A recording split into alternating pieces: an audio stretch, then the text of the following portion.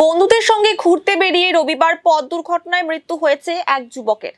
এই ঘটনায় পরিবারের অভিযোগের ভিত্তিতে তদন্তে নেমে একজনকে গ্রেফতার করলো ভক্তিনগর থানার পুলিশ।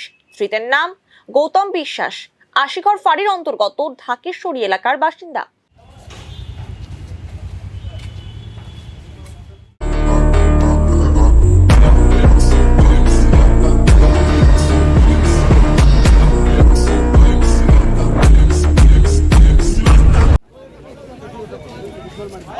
প্রসঙ্গত রবিবার বিকেলে একটি বাইকে কৃষ্ণদাস তার দুই বন্ধুর সঙ্গে ঘুরতে বের হয়।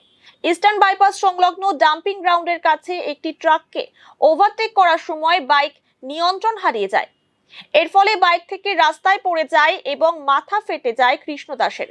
ঘটনাস্থলে মৃত্যু হয় তার। ঘটনার পরই পালিয়ে যায় বাকি দুই বন্ধু।